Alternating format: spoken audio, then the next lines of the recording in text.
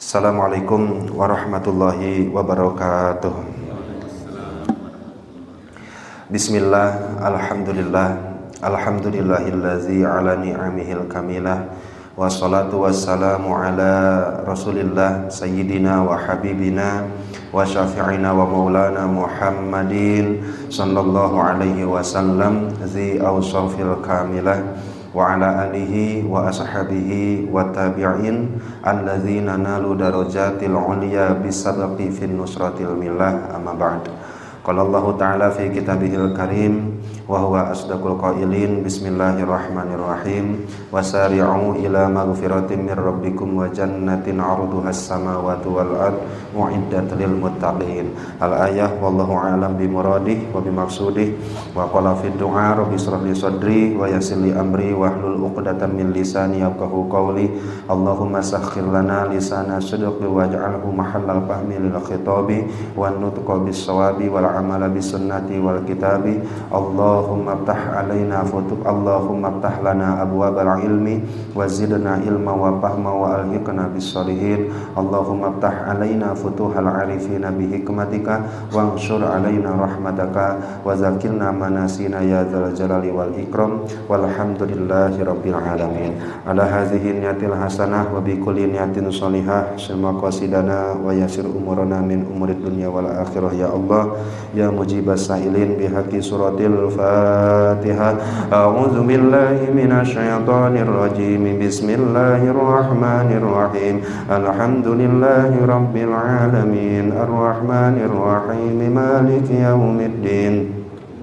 Iyyaka na'budu wa iyyaka nasta'in ihdinas siratal mustaqim siratal ladzina an'amta 'alaihim ghairil maghdubi 'alaihim waladdallin.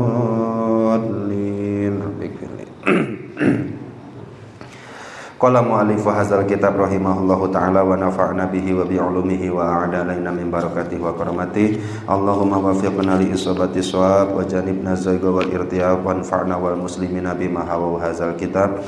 Alhamdulillah Bapak-bapak sekalian, pada kesempatan malam hari ini bersyukur kepada Allah karena Allah telah memberikan hidayah taufiknya kepada kita sehingga ringan badan kita untuk melaksanakan amal ibadah, tertolong dan terbantu diri kita untuk menyempurnakan taat kepada Allah Subhanahu wa taala. Bermunajat kepada Allah, mudah-mudahan setiap langkah kita selalu diiringi dengan taufik dan hidayah Allah. Langkah kita untuk menjadi orang-orang yang soleh, orang-orang yang bertakwa selalu dipermudah dan dibimbing oleh Allah Subhanahu wa taala. Amin ya Allah ya rabbal alamin. Pun bermunajat untuk keluarga kita, zuriyah, turunan-turunan kita, mudah-mudahan Allah takdirkan mereka menjadi orang-orang yang soleh dan soleha, orang-orang yang bermanfaat baik dunia maupun akhirat. Wabil khusus kita doakan keluarga kita, zuriyah-zuriyah kita menjadi orang-orang yang syafi'un liwalidahi yaumal qiyamah, menjadi penyelamat bagi kita nanti di yaumul qiyamah. Amin ya Allah ya rabbal alamin. Seperti yang telah disampaikan tadi, insyaallah pada malam hari ini kita lanjutkan kajian kitab hikam kita, membaca kitab hikam.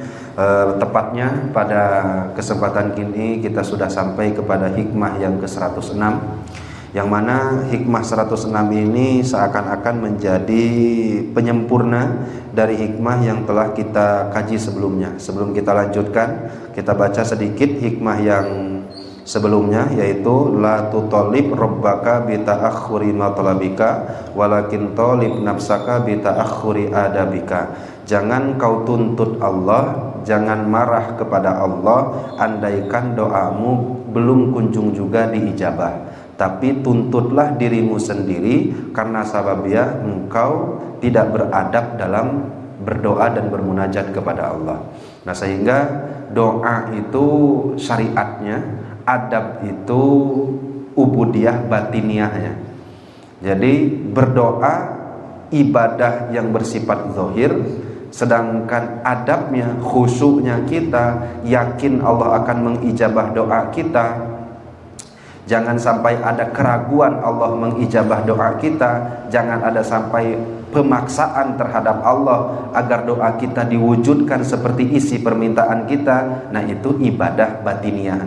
Jadi apapun yang kita kerjakan ternyata harus berkumpul dua ibadah, ibadah zahir dan ibadah batin. Nah, kalau sudah berkumpul ibadah zahir dan ibadah batin, apa yang akan didapatkan oleh kita? Maka di hikmah yang ke-106 inilah Ibnu Athaillah As-Sakandari menjelaskan kepada kita, mata ja'alaka fidz zahir mumtasilan li amrihi.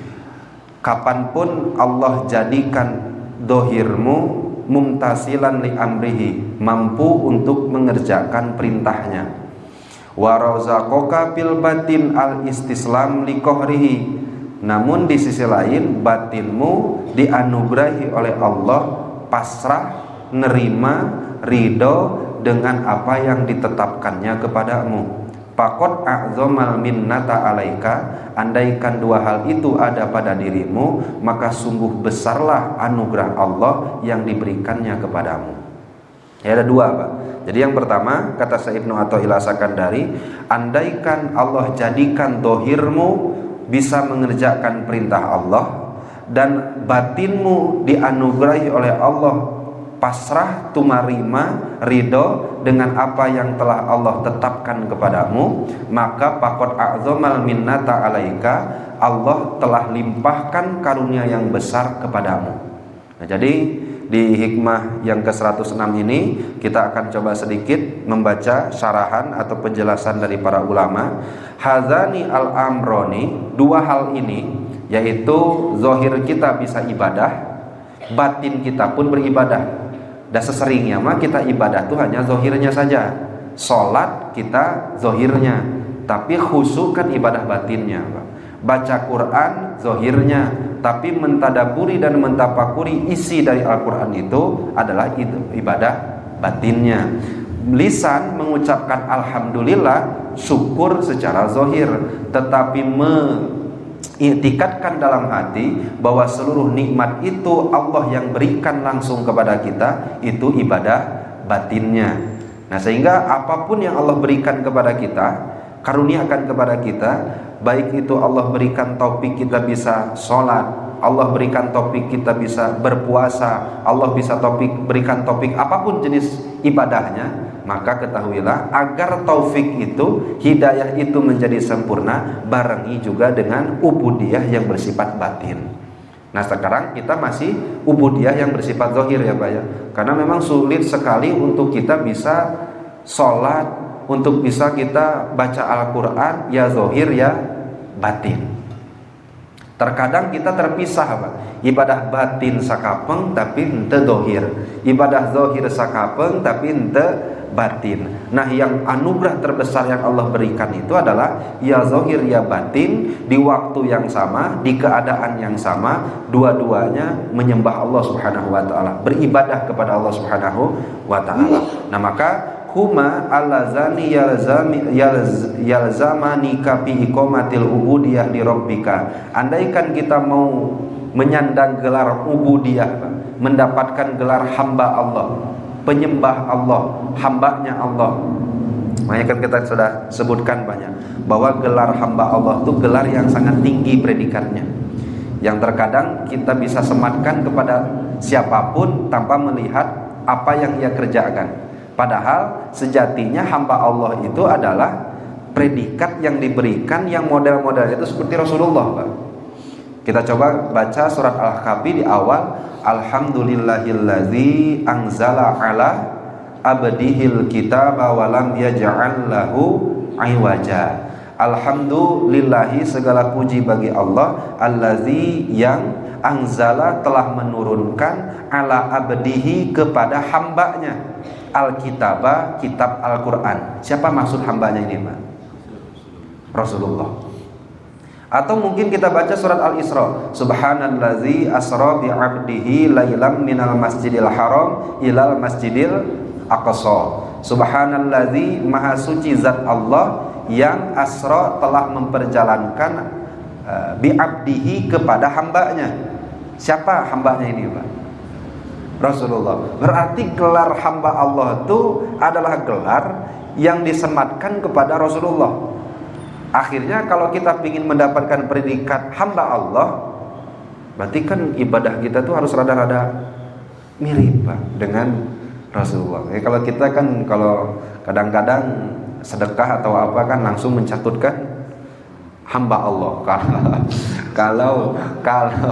Kalau tujuannya mencatutkan hamba Allah itu hanya tujuan agar tidak diketahui siapa yang bersedekahnya, nggak jadi masalah. Tetapi kalau mencatutkan hamba Allah itu seakan-akan memberikan predikat untuk diri kita, itu masalah besar Pak. Kenapa masalah besar? Karena gening hamba Allah itu harus gini nih Pak sifatnya. Nah, gimana agar kita bisa mendapatkan gelar hamba Allah itu? Maka kata Syekh Ibnu Athaillah As-Sakandari, dohirmu harus takwa, batinmu juga harus takwa. Artinya dohir beribadah, batin beribadah. Dohir kita sholat, batin kita pun harus sholat. Dohirnya kita berdoa, hati pun batin pun harus berdoa. Nah, terkadang kan kita dalam ibadah kita sok dipisah-pisah Pak. Ibadah dohir weh unggul, nanti weh batin mah. Seakan-akan nanti dalam dohir dan batin itu adalah dua kesatuan yang berbeda. Padahal ini itu satu kesatuan Pak. Mau zohir maupun batin harus dilakukan dalam satu ibadah kepada Allah Subhanahu wa ta'ala. Nah, maka kata pensarah, pamata yasarahumullahu ta'ala laka, apabila Allah Subhanahu wa ta'ala telah mudahkan engkau untuk melakukan dua hal tadi, zohirmu beribadah, batinmu telah beribadah, wa aqamaka bi muraati ahkamiha, dan kita sudah bisa menjaga kedua hal tadi dalam kehidupan sehari-hari, wa waffaqaka lizalika, dan Allah telah berikan kita taufik untuk bisa melakukan hal itu, faqad a'zama minnata alaika, maka telah besarlah anugerah Allah yang Allah berikan kepadamu. Kalau sudah diberikan dua nikmat ini Pak, zahir bisa ibadah, batin sudah ibadah, palimaza tatasawwafu, apalagi yang hendak kita inginkan Pak. Kemudian kalau dua nikmat tadi sudah Allah berikan kepada kita, wa malazi taltamisu ba'dahuma, apalagi yang kita cari dengan kalau dua nikmat tadi sudah kita dapatkan, apalagi yang kita minta dan cari kepada Allah. Karena itu tuh puncaknya seseorang menyembah Allah Subhanahu wa ta'ala. Nah, sehingga saya sampaikan dulu salah satu kisah dari seorang ulama besar bernama Imam Abul Hasan Asyadzili. Ini sering apa ya? Imam Abu Hasan Asyadzili punya murid Imam Abu Musa Al-Mursi. Imam Abu Musa Al-Mursi punya murid Imam Ibnu Athaillah As-Sakandari. Berarti kan saya Ibnu Athaillah itu sama Imam Abu Hasan Asyadzili itu kakek guru katanya, banyak kakek guru. Lamun secara nisbat gitu banyak. Nah, jadi kalau Bapak ngaji hikam tuh kalau secara thariqah itu thariqahnya Syadziliyah biasanya. Kalau Syadziliyah itu, nah kitab pegangan wajibnya untuk sehari-hari itu kitab hikam ini. Nah, apa kata Imam Abu Hasan Asyadzili Pak? Kata beliau, sahibtu akhon billahi ta'ala bil badiyah. Suatu hari saya menemani seseorang untuk beruzlah, beribadah kepada Allah. Jadi beruzlah itu lepaskan diri, menjauhkan diri dari hiruk pikuknya kehidupan duniawi, sehingga hanya menyendiri untuk tujuan beribadah kepada Allah. Tak tanggung-tanggung, kata saya Abu Hasan Asyadzili, wa'tazalna bi magoroh, kami melakukan uzlah ini di satu gua. Ini biasanya kalau kiai-kiai Jawa masih sering nyepanya seperti ini banyak. Jadi kalau sudah nyepen beberapa hari di tempat yang terpencil dan dilakukan secara sendiri. Jadi jangan sampai uzlah bareng-bareng banyak. Yang uzlah bareng-bareng yang mau bekal yang cilaka. Jadi kan uzlah itu ya menambah ketawakalan kita kepada Allah. Nah, itu suatu hari kemudian berangkatlah berdua menyepi dalam satu gua. Nah, punya tujuan Pak. Asa an nakuna min auliya'illahi ta'ala wa ayamtahallahu alaina bima fatahallahu alaihim. Yang mudah-mudahan dengan uzlahnya kita ini di gua tersebut, kita ibadah kepada Allah, zikir kepada Allah, munajat kepada Allah, kita dijadikan wali oleh Allah. Kata Abu Hasan Asyadzili. dijadikan wali oleh Allah dan diputuhkan oleh Allah, dibukakan oleh Allah ilmu-ilmunya seperti Allah telah membukakan ilmunya kepada orang-orang yang ia kehendaki, orang-orang yang telah Allah pilih. Akhirnya aqamna zamanan, uzlahlah ibadah. Kemudian dalam ibadah yang pertama di malam pertama, la'alla hadzihil jum'ah, mudah-mudahan ya Jumat depan udah jadi wali. Jadi pas uzlah kemudian ibadah, punya kretek dalam hati, ya Allah mudah-mudahan ini hari Jumat, ke Jumat depan bisa jadi wali. Lamun ke Jumat depan ya mudah-mudahan bulan depan ya jadi wali. Pernah ibadah kayak gitu? Oh ya, orang mah enggak kayak gitu ya Pak ya. Alhamdulillah ya. Kalau kita makan mudah-mudahan bulan depan ya cair. Kalau kita masih lebih kepada duniawi. Kalau ini udah bagus Pak. Artinya ingin dekat dengan Allah, ingin diputuhkan oleh Allah. Akhirnya ya ibadah. Datang seminggu lewat tuh jadi wali-wali kan. Datang sebulan lewat dia tuh jadi wali. Teh kumaha nya geus ujlah sabulan tapi pangkat wali ya belum didapatkan. Akhirnya Allah belum memputuhkan. Tapi sudah hebat Pak ya, faqih ya alim ya ibadah luar biasa hebatnya. Akhirnya kata beliau, suatu hari kami kedatangan Pak Izan wa Izan bisaikhin ala babil magharah. Di depan mulut gua ada seorang orang tua yang mana orang tua tersebut yastazinu, minta izin untuk masuk mendekati kami. Fa azina lahu. Ya akhirnya kami izinkan, uluk salam ya kami jawab salamnya. Kemudian setelah itu dia berdiri, kami bertanya kaifahalu. Cuma cara orang mah, aki aya naon ya teh, bagaimana kabarnya? Setiap kami bertanya, dia menjawab dia jawab dengan pertanyaan yang kami tanyakan. Ya, kalau ditanya kumaha kabar, itu dijawab, ya anjeun kumaha kabar. Ya kalau ditanya teh kumaha ya teh aki aya naon ka dieu? Nya anjeun aya naon ka dieu. Akhirnya sampai satu pertanyaan, man anta? Teu we aki teh saleresna aki teh saha nami? Abdul Malik. Abdul Malik itu kalau kita artikan secara bahasa Indonesia, hambanya raja. Abdul Malik, hambanya raja. Akhirnya Pak Alimna, kami berdua, kata si Abu Hasan Asadzili, mengetahui bahwa innahu waliyun min auliya'illahi ta'ala. Ini tuh kekasih Allah. Dari logatnya, dari tampilannya, bahkan dari basirohnya yang kuat, yang tajam, kami tahu ini adalah waliyun min auliya'illahi ta'ala. Artinya Imam Abu Hasan Asadzili ketika uzlah itu bukan dalam level dia nggak alim Pak. Udah alim sekali, sudah faqih sekali, sudah ribuan kitab yang dipelajari, bahkan sudah puluhan bahkan ratusan kitab yang telah dimutolaah, bahkan sudah beberapa kitab yang sudah dicatat oleh beliau. Nah akhirnya aki-aki tadi atau sepuh tadi bertanya, kaifa haluman yaqulu li nafsi? Gimana keadaan orang yang di dalam hatinya masih mengatakan mudah-mudahan Jumat ia jadi wali, mudah-mudahan namun Jumat ia bulan depan jadi wali.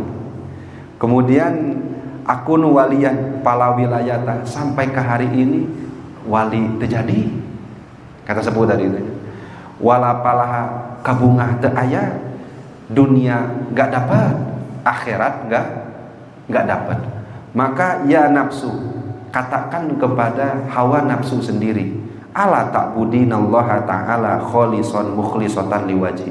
Kenapa gak paksakan diri sendiri ketika beribadah kepada Allah, ikhlas murni hanya karena Allah saja?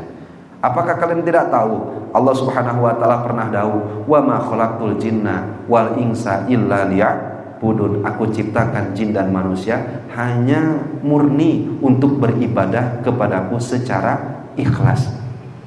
Akhirnya kata Syekh Abu Hasan Asadzili, kata-kata yang keluar dari mulut seorang yang tua tadi seakan-akan menampar kami, seakan-akan itu membangunkan kami dari lalainya hati kami.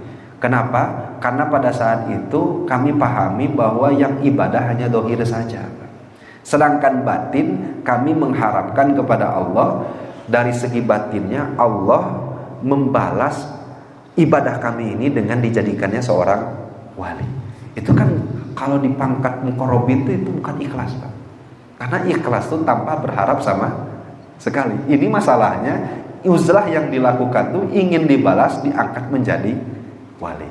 Sehingga saya punya satu penjelasan dari seorang ulama besar di Banten. Kata beliau, ketika kita hadir malam Lailatul Qadar, i'tikaf Lailatul Qadar, dari rumah masing-masing sudah persiapan, bahkan kopi sudah disetel dan lain-lainnya sudah dibawa. Akhirnya sholat, kemudian baca Quran, berzikir dan lain-lain. Tujuan dalam hati apa, Pak?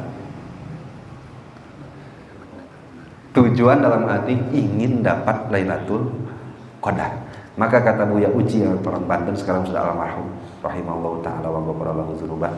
Kata beliau, kebanyakan orang di akhir zaman banyak yang tidak mendapatkan Lailatul Qadar karena sababnya keinginannya untuk mendapatkan Lailatul Qadar. Tujuan dari rumah ingin ibadah, ya udah ibadah aja. Tujuan pergi ke masjid i'tikaf, ya sudah i'tikaf, murnikan untuk Allah saja. Make jeung aya nyempil nah hate pingin dapat Lailatul Qadar.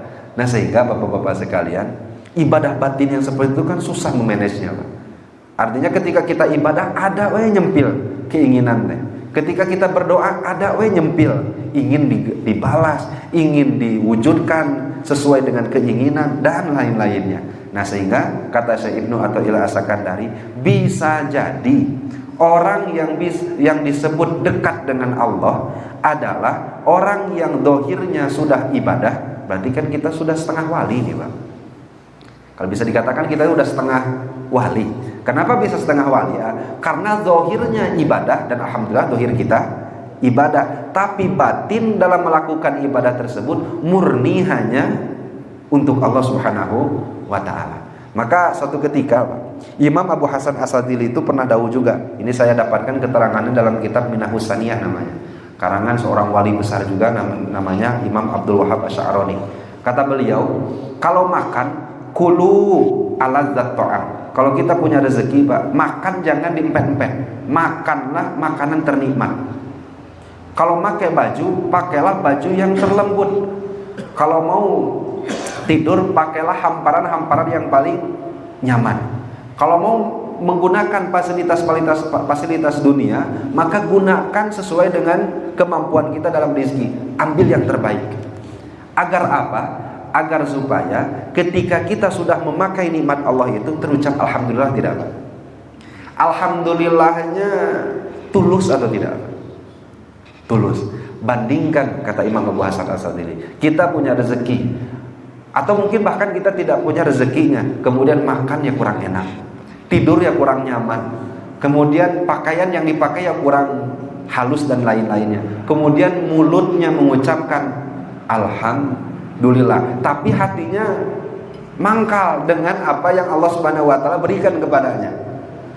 Nah, kata Imam Abu Hasan As-Sadili, orang yang mengambil kenikmatan dunia tetapi akhirnya bisa mengucapkan alhamdulillah, dengan orang yang tidak mengambil kenikmatan dunia, dia ucapkan alhamdulillah tapi hatinya masih tidak menerima dengan apa yang Allah berikan kepadanya. Maka kalaulah tahu dia, maka pangkatnya itu akan semakin jauh dari Allah Subhanahu wa ta'ala. Nah, kadang-kadang kan kalau kita lihat, makanya kiai itu meni lamun make mobil namanya pang alusna, lamun boga imah meni gedong, kalau makan meni pang enak. Nah, ini ilmunya Imam Abu Hasan As-Sadili. Kenapa? Karena ketika mulut mengucapkan alhamdulillah, yastajibu kullu udwin bihi li syukri, maka mulut ini yang mengucapkan alhamdulillah, hati tulus mengucapkan alhamdulillah, maka akan menjalar ke seluruh tubuh kita agar tubuh kita ini mensyukuri nikmat Allah Subhanahu wa ta'ala. Nah, sehingga Bapak-bapak sekalian, di sini bisa kita pahami bahwa ibadah zahir saja tidak cukup untuk bisa mendekatkan diri kepada Allah Subhanahu wa ta'ala. Ternyata dibutuhkan ibadah yang bersifat batin. Ya, kalau Bapak mungkin cek saha atuh gitu-gitu teuing meni manya itu zahir saja enggak cukup. Ya, kalau Bapak enggak percaya ilmu tasawufnya, kita ke hadis Rasul saja, Pak. Kalau sholat enggak pakai khusyuk, keterima enggak sholatnya, Pak? Enggak juga kan, banyak. Kalau ada orang sholat tapi nggak pakai khusyuk, ya tetap sholatnya tidak diterima oleh Allah. Kenapa? Karena kata Rasulullah, orang yang sholat yang diberikan pahala oleh Allah dari sholatnya adalah apa yang ia tadaburi di dalam sholatnya. Berarti yang tidak ditadaburi maka tidak ada catatan pahala sama sekali. Nauzubillah, summa nauzubillahi min zalik. Dan sebagai penutup saya bacakan juga satu keterangan dari kitab Iqazul Himam ini. Dari kitab Iqazul Himam, sebagai kesimpulannya bisa kita artikan apa yang disebutkan oleh Syekh Ibnu Athaillah Sakandari tadi, haitsu zayyana zahiraka bitta'ah, di mana Allah telah menghias zahirmu dengan melakukan taat, wa zayyana batinaka bil ma'rifat, kemudian batinmu telah dihiasi dengan ma'rifat kepada Allah, selalu teringat dan terbayang Allah. Fal wajibu alaika an tashkura hazihin nikmah, maka kewajiban kita cuma satu, ucapkan alhamdulillah. Kenapa? Karena betapa besarnya nikmat Allah yang telah Allah berikan kepada kita. Andaikan kalau kita sudah sampai di pangkat itu, jangan nunggu-nunggu lagi karomah, jangan nunggu-nunggu lagi hal-hal yang aneh secara logika. Karena terkadang ada orang kayak gitu, Pak, nggak pati wali kalau nggak ada karomah. Pernah Bapak dengar bahasa kayak gitu? Jadi wali itu sah disebut wali kalau ada karomah. Apa karomah itu? Amrun khorikun lil adat, sesuatu yang di luar logika, di luar nalar. Saya teh udah dikasih nih teh dohir nyataan, batinnya sudah pasrah kumarima karena kodo jeung qadar Allah. Tapi kenapa ya nggak bisa lipet bumi, saya nggak bisa jalan di atas air, nggak bisa hiber di atas awang-awang. Nah jangan lagi nunggu karomah. Kenapa? Karena nanti di hikmah yang selanjutnya, karomah itu bukanlah satu ciri seseorang disebut wali. Terkadang ada hal yang di luar nalar yang diberikan kepada seseorang, malah seseorang itu musuh Allah. Ada, mana contohnya? Ya, jangan tepi-tepi lah. Yang bakal muncul kan Dajjal. Dajjal itu punya amrun khariqun lil adat tidak, Pak? Punya ya, Pak ya?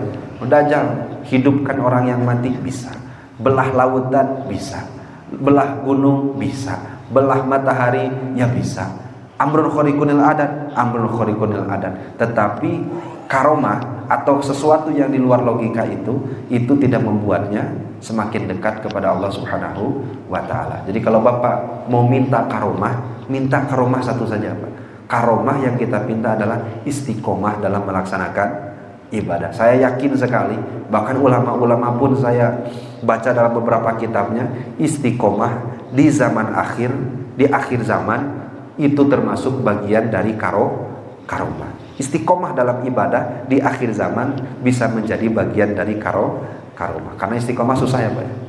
Susahnya itu susah pisan gitu. Nah, sehingga mudah-mudahan kita diberikan taufik hidayah Allah Subhanahu wa taala. Mangga Pak, sebelum kita tutup, sebelum kita sudahi, mangga apabila ada pertanyaan atau mungkin tambahan dari sepuh-sepuh sekalian, mangga diantos, mangga. Cekap dengan Pak. Kami cekap ditutup dengan doa. Wabillahi taufiq wal hidayah wal afu minkum. Wassalamualaikum warahmatullahi wabarakatuh.